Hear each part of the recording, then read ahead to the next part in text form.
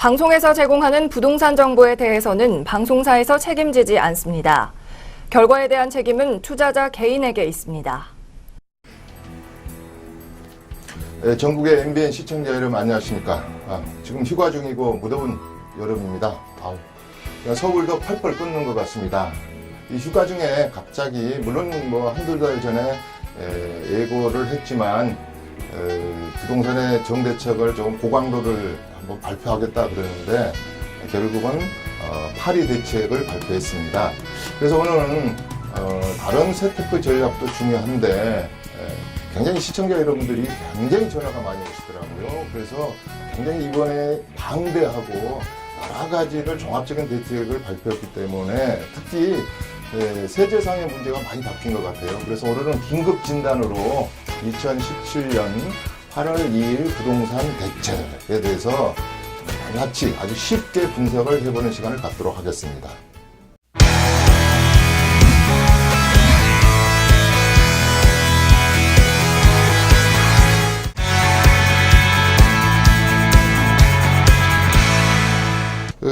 이쪽을 한번 보시죠. 이번에 대책이 굉장히 고강도다 그러는데 왜 고강도인가 하냐면요. 우리가 노무현 대통령 시절에 6.19 대책도 있었고, 그 다음에 굉장히 고강도라 하는 2006년도에 8.13 대책도 있었는데, 8.31 대책이죠. 근데 이 대책보다 더 고강도다. 얼마나 고강도길래 고강도라고 했을까요? 자, 지금 대책의 내용은 이렇습니다. 실수요자 중심으로, 그러니까 실수요자 보호. 실수요자 보호. 그러면 요거의 반대말은 뭘까요? 가수요자에 대해서 세금이라 할지 시장으로 들어오는 진입벽을 좀 막아보자 이런 뜻도 되겠죠. 그 다음에 단기 투자 수요 억제라는 말을 썼습니다. 단기. 이 개념은 시청자 여러분들도 아시다시피 젊은 층에서 갭 투자를 많이 했거든요.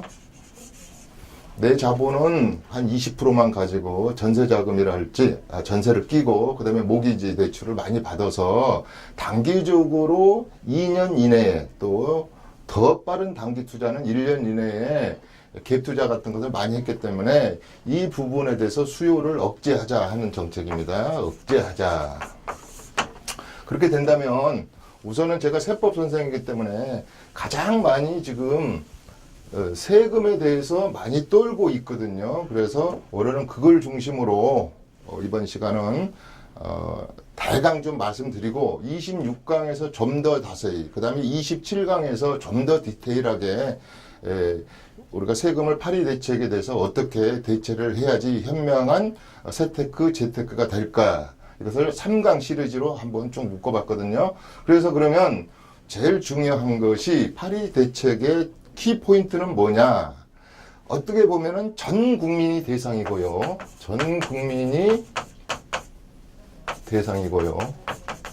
두 번째 대상은 핀셋으로 탁 집어가지고 부자들만, 특히 다주택자들을 위한, 이안이 아니죠. 다주택자들에게 어떤 경고의 메시지를 주는 그런 정대책이 아닌가 봅니다. 다주택자들에 대해서. 그래서 이거를 한번 하나하나 그려가면서 설명을 한번 해보도록 하겠습니다. 자, 무주택자.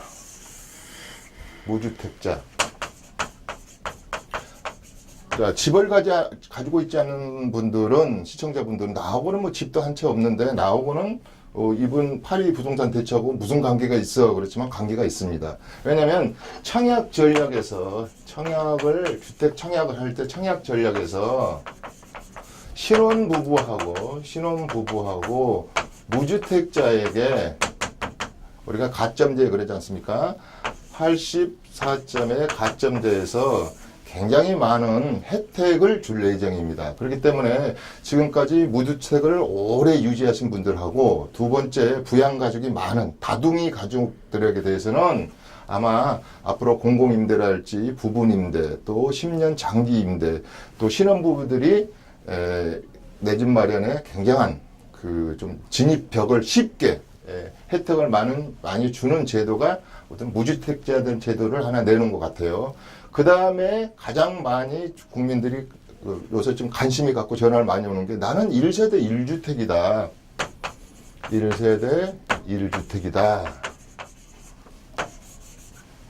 집이 없는 무주택자인 시청자분, 국민 여러분들도 주택 청약할 때 좀 더 쉽게 벽을 허물어준 면이 있다 하는 것하고 1세대 1주택이 가장 지금까지 양도소득세 부분에 대해서는 거주하지 않고 2년만 보유해도 9억 이하 부분에 대해서는 세금을 비과세 해줬는데 요 부분도 앞으로는 당연히 9억 이상 공시가격이 9억 이상인 거에 대해서는 양도세를 지금처럼 받지만 앞으로는 1세대 1주택자도 비과세를 받기 위해서는 8월 3일 취득분부터는 뭘 해주냐면 꼭 2년이라는 주민등록이 돼 있는 거주 요건을 갖추십시오 그렇습니다.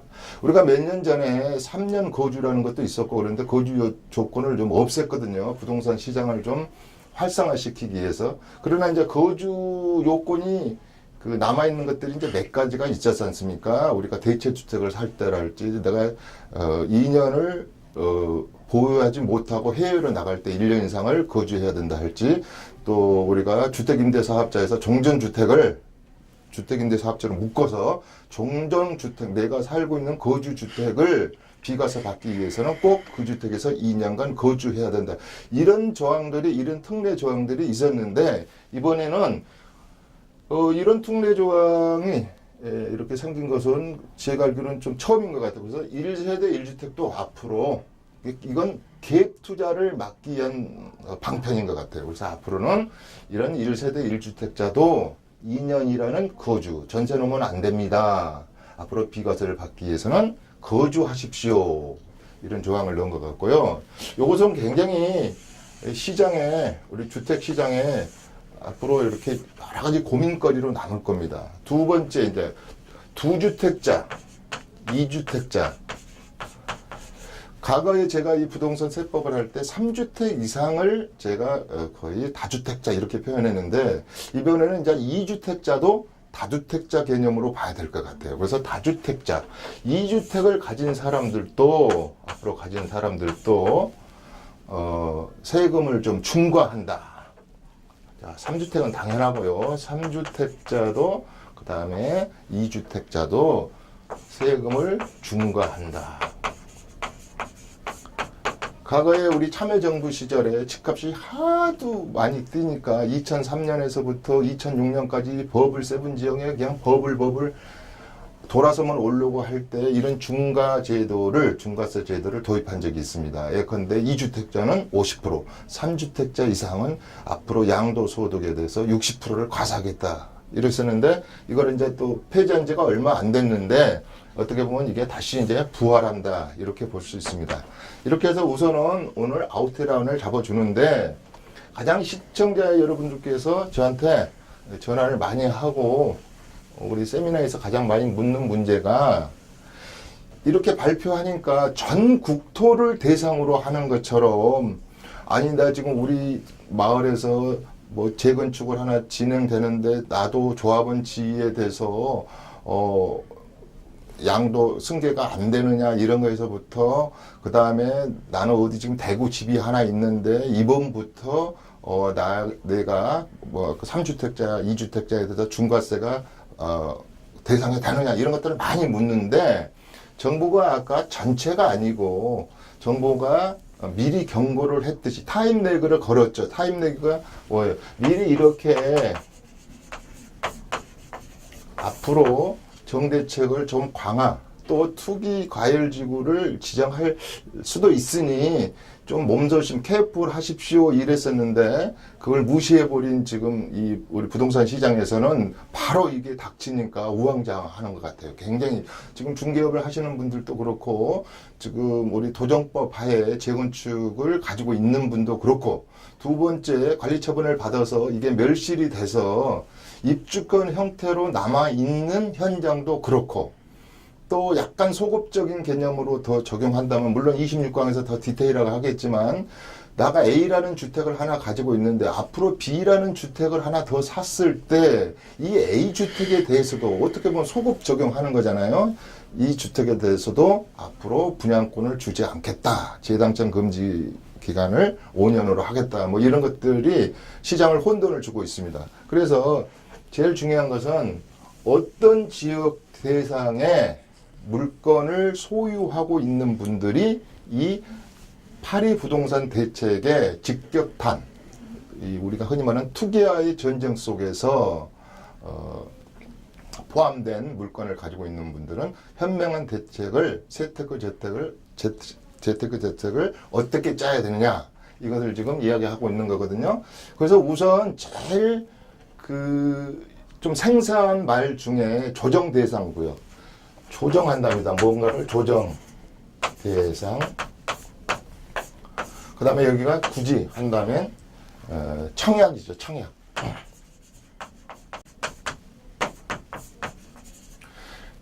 이것은 지금 우리 문재인 정부에서 나온 얘기가 아니고 과거에 우리 박근혜 정부에서 11.3 대책 때 나온 얘기죠. 전 국토가 이렇게 투기, 청약 열풍으로 몇 킬로씩 줄을 서고 몇백 대 1이 되니 그 전에 최경환 정부에서 청약에 대해서 많이 좀 청약 전략, 정책을 완화시켰던 것을 다시 강화시키면서 조정 대상 구역을 설정했죠. 그래서 우리가 한 40개로, 처음에 38개로 했다가 40개로 해서 부산에 7군데, 그 다음에 우리가 경기도에 7곳, 그 다음에 하나가 서울시에 25개 구, 세종시, 이런 식으로 해서 여기에 청약을 조정을 대상을 해야 될 지역 사람들, 내가 이제 이 구역에 있는 분들, 여기에 뭐 7곳이 어디지는 이제 다 안 해도 다 신문만 보셔도 아시기 때문에 청약 조정 대상 지역에 있는 분들, 내가 여기 지역에 내 물건이 있거나 내가 거주지가 있거나 여기서 앞으로 청약을 여기 하실 분들은 좀 집중을 해야 되겠습니다. 두 번째는 투기가 과열, 6년 전에 이제 이 제도가 없어졌는데요. 투기가 과열됐답니다.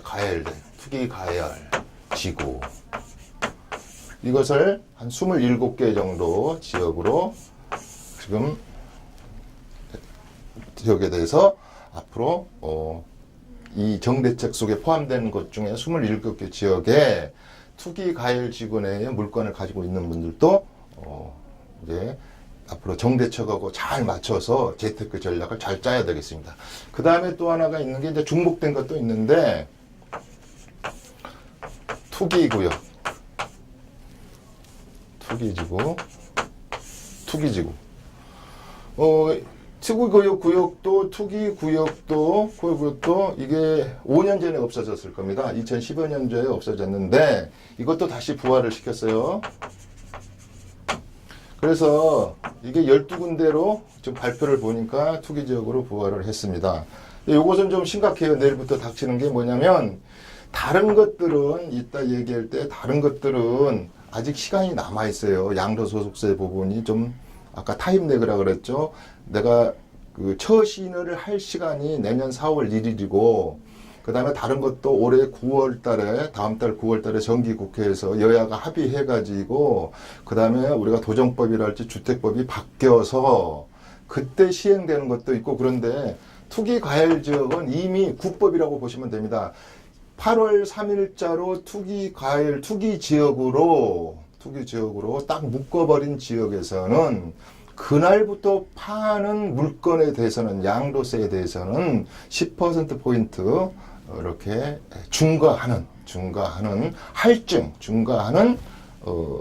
세율을 적용하기 때문에 가장 먼저 지금 피부에 와닿는 투기 지역의 물건을 지금 파신 분들은 가장 지금 이렇게 갑작스럽게 다치기 때문에 아이고 이거 지금 세금이 너무 많이 나오는 거 아니야, 이렇게 보십니다. 투기 과열 지구는 투기 지역은 투기 과열 지구 내에 있는 것은 양도소득에 대한 것이 내년 4월 1일까지 있기 때문에 그 안에 이렇게 팔아서 정리정돈을 하면 되는데, 투기 지역은 이렇게 한강을 보면 참 재밌게 돼 있더라고요. 한강을 보면 한강변에 이렇게 13개 구가 걸쳐 있는데, 요 동작구하고 광진구만 빼고는 한강변에 있는 모든 구가 이번에 투기 지역에 포함되어 있더라고요. 그 다음에 이제 세종시 이렇게 됐는데, 우리 성남시라 할지 부산 같은 데가 굉장히 경기가 버블이 심했던 지역 중에 하나인데, 그런 지역은 왜 투기 지역에서 뺐느냐 이렇게 생각할 수도 있는데, 그 지역은 아까 투기 가열지구로 아까 부산만 해도 7군데나 이렇게 묶어놨기 때문에 뭐 중복해서 그렇게 심하게 묶을 필요는 있겠느냐 이런 차원에서 뺐는데, 자, 우리 서울로 보면 결국은 이 지금 파리의 이 부동산 종합 대책 자체가 서울에 있는 곳, 어떻게 보면 심하게 하면 서울에서 집 팔고 나가십시오, 또는 서울에 집 사지 마십시오, 이런 경고 메시지라고 들릴 수도 있습니다. 그래서 아까 말씀드린 우선 투기 지역부터 말씀드리면,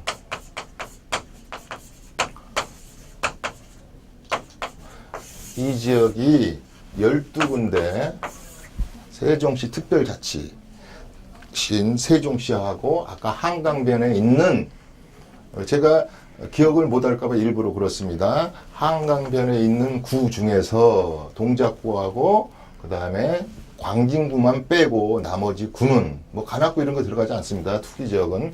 투기 가열 지역은 전체 서울시 25개구가 다 됐는데, 투기 지역은 바로 just now, 지금부터 중과된다는 사실을 이제 아셔야 됩니다. 그래서 이거 팔 때 좀 생각을 하셔야 되겠죠. 이거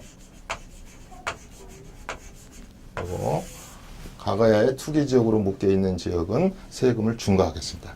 그 다음에 이제 투기 가열지구.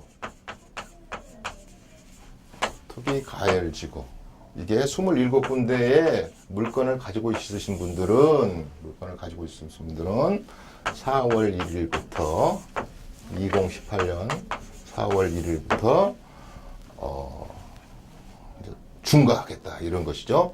그 다음에 세 번째가 이번에 경고의 메시지를 강하게 한 거, 우리가 이 분양권에 대해서는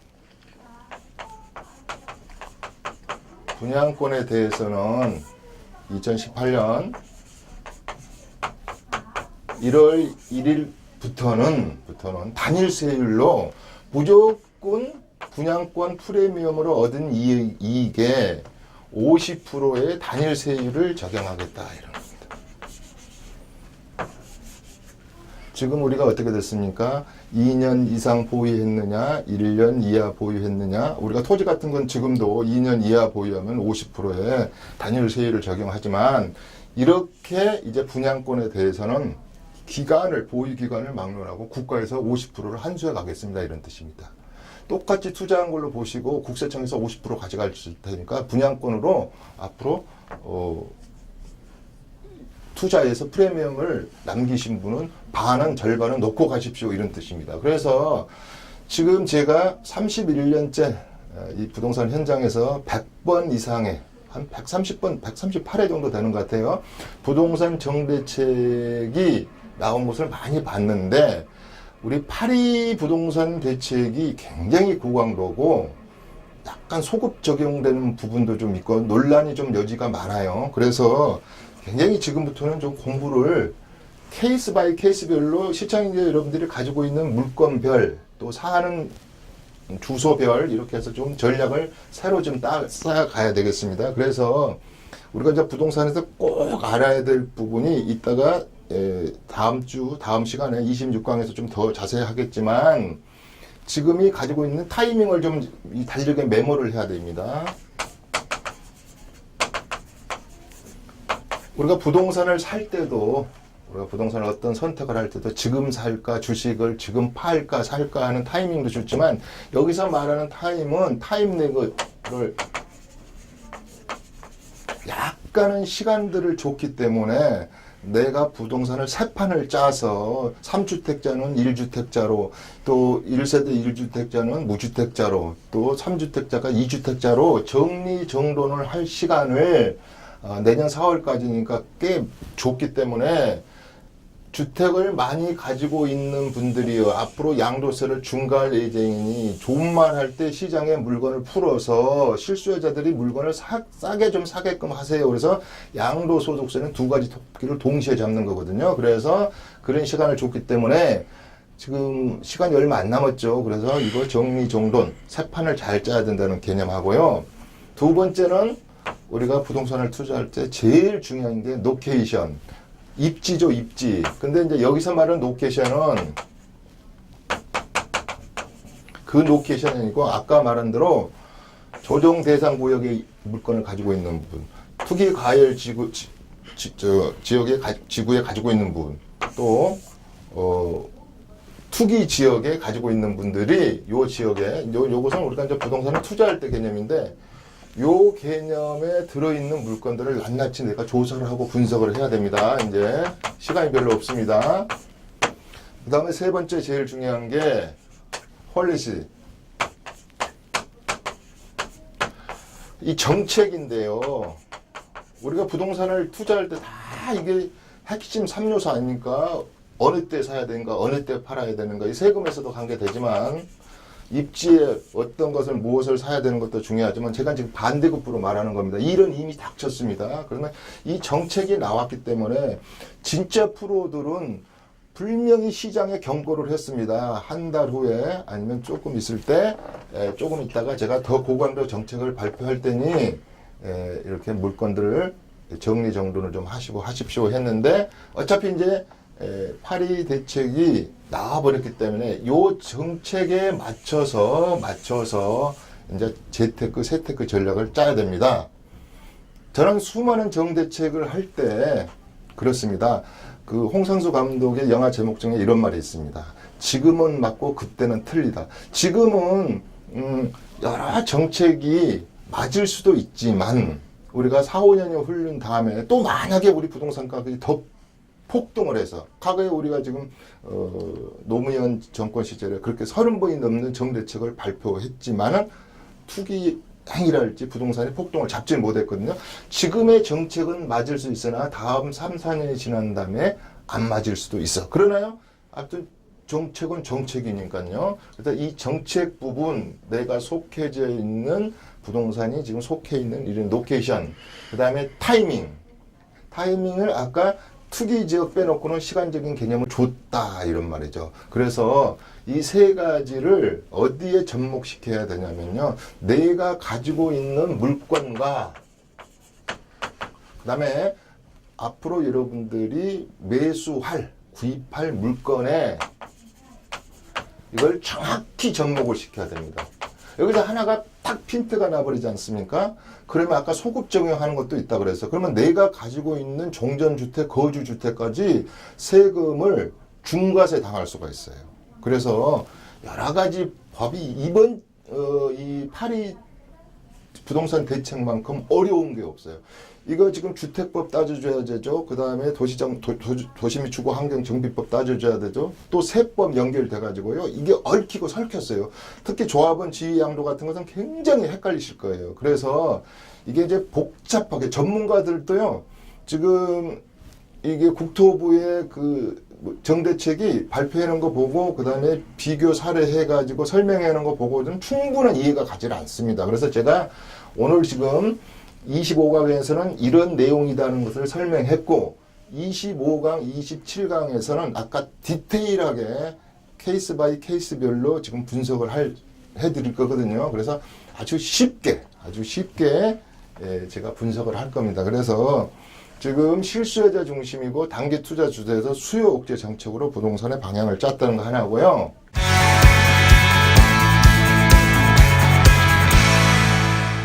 결국은 우리 실수요자들이나 무주택자들이나 신혼부부들에게 주택시장 안정화 정책이에요.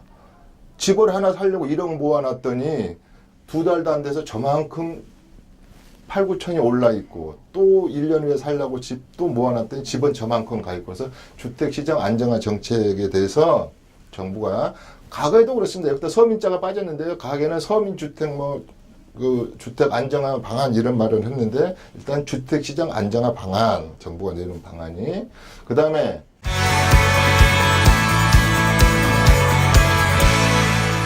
이렇게 보시면 조정지역, 투기과열지역, 투기지역 이거 이렇게만 해도 뭔 말인지 잘 모르셔요. 이게 전부 다 세법하고 관계가 있는 거거든요. 조정지역은 청약할 때, 투기과열지구나 아까 말한 중과세 할 때 여러 가지가 제가 그 발표 내용을 쭉 전형내 분석하니까 한 23가지 정도가 연결돼 있어요. 그래서 다음 시간에 26강 중에서는 한 10개씩을 이렇게 끊어서 쉽게 시청자 여러분들이 이해가 될 수 있도록 시작을 하려 합니다. 자, 시청자 여러분, 하늘을 나는 새는 가장 바람이 부는 날에 높은 곳에 집을 짓답니다. 정대책, 여러분들이 바로 닥쳤을 때 두렵고 어렵습니다.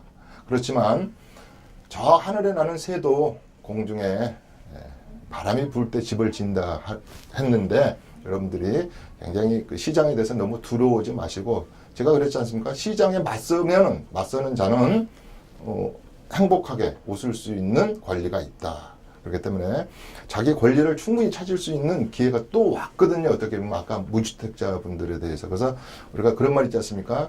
권리에서 잠자는 자는 보호할 가치가 없다. 그러니까 특히 무주택자분 앞으로 집이 많이 올라서 속상하신 분, 시청자분, 또 많이 가지고 있어서 두려운 시청자분, 이분들은 꼭 26강, 27강을 시청해 주시기 바랍니다.